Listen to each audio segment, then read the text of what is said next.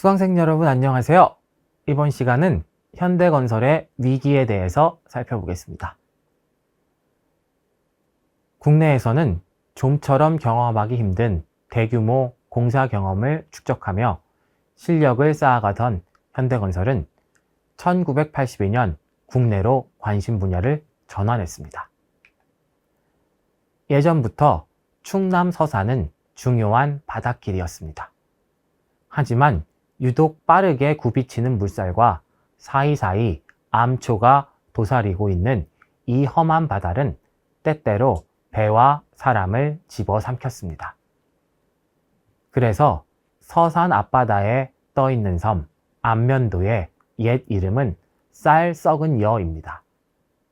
이곳을 지나다 침몰한 배들이 싣고 있던 쌀이 그대로 바닷속에서 썩어간다고 해서 그런 이름이 붙었습니다. 이렇듯 험한 물길을 지닌 서산 앞바다를 막아 땅으로 바꿔보겠다는 생각을 처음으로 한 사람들은 식민지기의 일본인들이었습니다. 부성면 창리를 기준으로 홍성군 서부면에 이르는 동쪽 A지구와 남면 다만리에 이르는 서쪽 B지구로 선이 그어진 것도 일본인들에 의해서였습니다. 하지만 서산 앞바다의 빠른 조류와 조석이 확연히 다른 간만의 차는 간척을 쉽게 허락하지 않았습니다. 일본에 이어 서산 간척에 나선 것은 한국 정부였습니다. 1960년대에 정부는 서산 간척 사업을 제2차 경제개발 5개년 계획에 주요 사업에 포함시켰습니다. 해외 처관을 얻고 네덜란드의 기술진까지 초빙하며 의욕을 보였지만 결국 땅을 얻는 데는 실패했습니다. 공사를 담당했던 농업진흥공사는 당시로서는 결코 적지 않은 예산인 7억 3천만 원을 투입했지만 300m 밖에 방조제를 쌓지 못했습니다. 그 후로 공사는 중단됐고 방조제 또한 쓸모없이 방치되었습니다. 반세기에 걸쳐 두 번의 실패를 안긴 험한 바다를 다시 간척하고자 한 것은 현대건설이었습니다. 수천억에 이르는 예산을 소모할 것이 분명했지만 성공 가능성을 장담하기조차 쉽지 않았습니다. 어찌어찌 간척에는 성공할 수 있다 해도 그 이후에 채산성을 예측할 수 없었습니다. 그 정도 돈을 들이면 엄청난 넓이의 개간지나 논을 마련할 수 있었으니 굳이 위험과 고생을 감수할 이유가 없었습니다. 하지만 서산 간척 사업을 위한 현대건설의 의지는 확고했습니다. 가난한 농사꾼 집안에서 태어나 어린 시절을 땅과 씨름하며 보낸 현대그룹 정주영 회장은 유달리 땅에 대한 애착이 강했다고 합니다. 그리고 땅에 대한 애착은 개인적인 차원을 넘어서도 중요한 것이었습니다.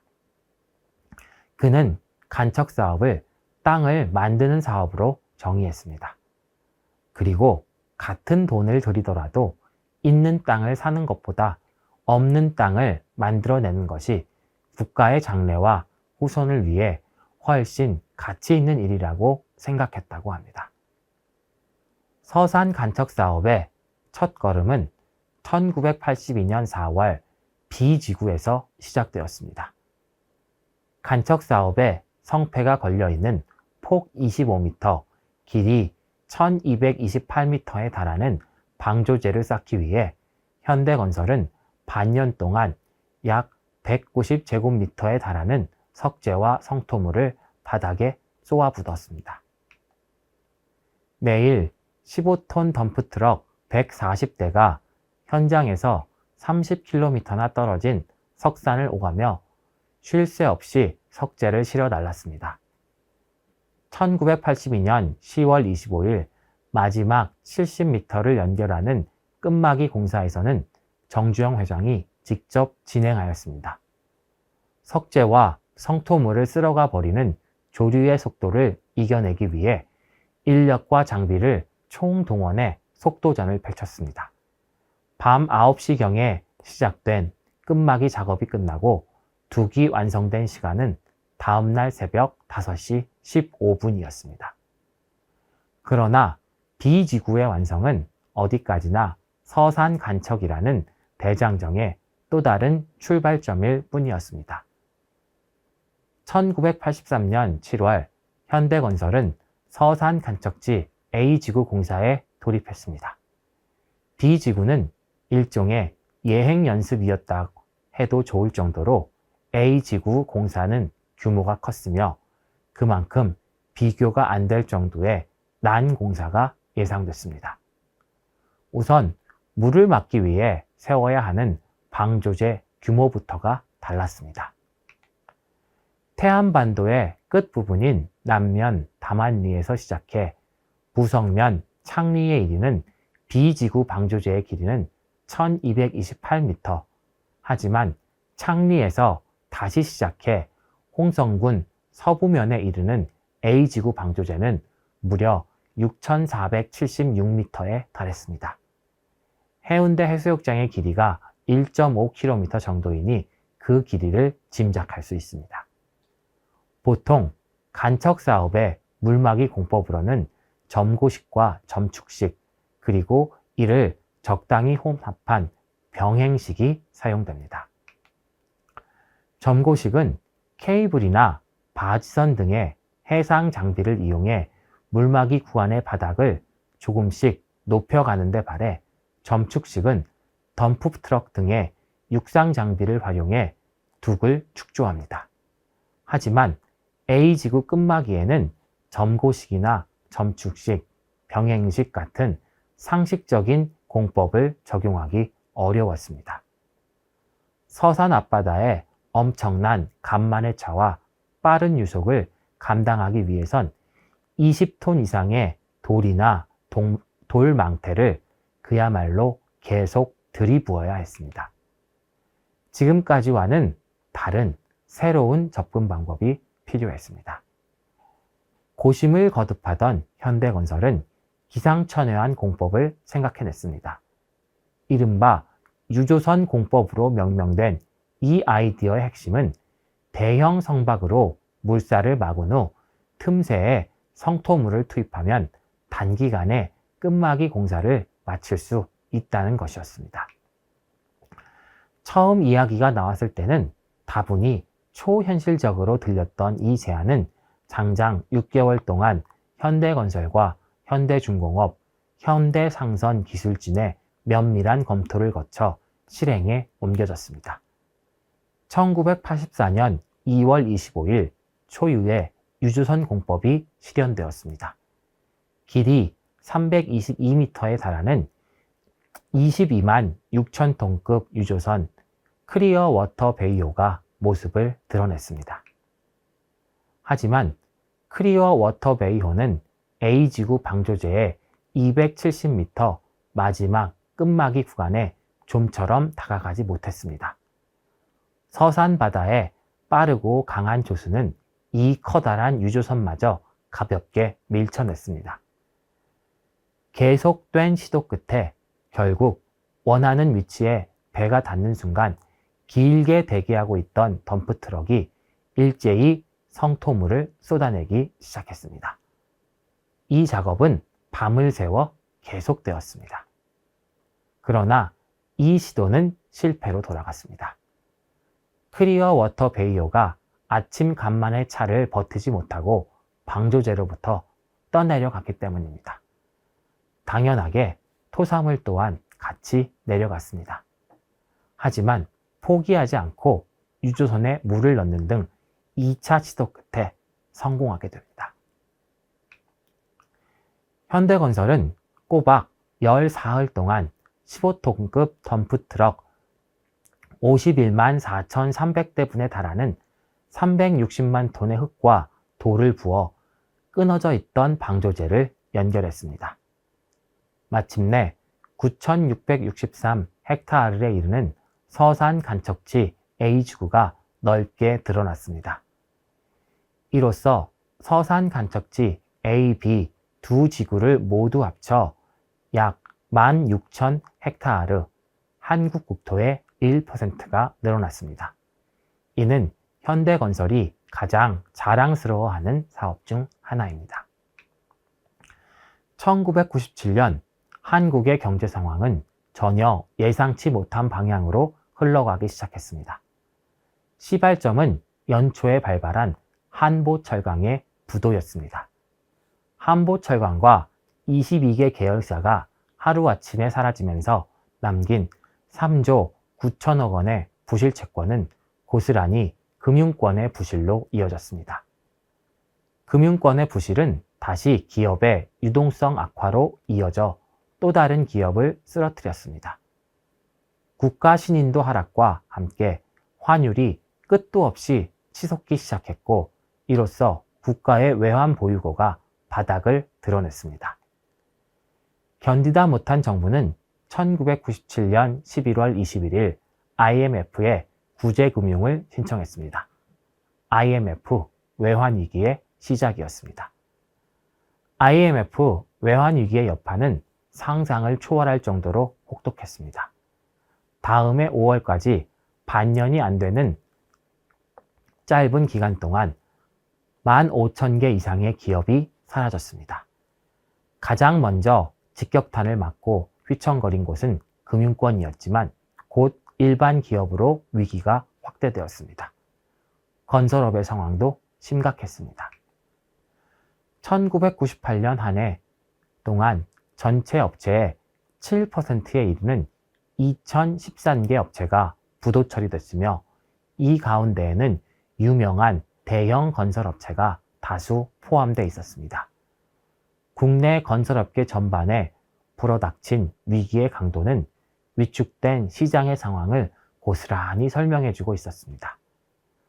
IMF 외환위기 발생 이듬해인 1998년에는 국내외를 막론하고 수주 금액이 모두 급감했습니다. 국내 수주액의 경우 전년 대비 40%에 불과했으며 해외 수주액 동안 71% 정도에 그치고 말았습니다. 특히 해외 수주액은 2000년대 들어서도 계속 감소를 거듭해 해외 사업 비중이 높은 대형 건설업체에 더욱 큰 타격을 안겨주었습니다. 이러한 가운데 국내 100대 건설업체 가운데 38개사가 2000년 11월 3일 정부가 주도한 2차 기업 구조조정에서 워크아웃이나 법정관리, 청산 절차에 들어가게 되었습니다. 현대건설 또한 심각한 유동성 위기에 빠져 세 차례에 걸친 1억 9,600만 달러 규모의 전환사채를 발행했습니다. 전환사채는 자금이 쉽게 모이지만 이후 주식으로 전환될 수 있으며, 이는 신주 발행으로 이어집니다. 다만 일반적으로 회사채를 발행하기 힘들 때 발급됩니다. 그리고 세종로, 사옥, 서산농장 매각, 경영진 사재 출연 등 자구 노력을 통해 퇴출 보류 판정을 받았습니다. 이로써 부도 처리 후 법정관리라는 최악의 상황은 면하게 됐지만 특별 대상으로 분류, 조건부 유예 판정을 받아 앞날은 여전히 불투명한 상황이었습니다. IMF 외환위기는 현대건설뿐 아니라 그룹 전체에도 위기감을 고조시켰습니다.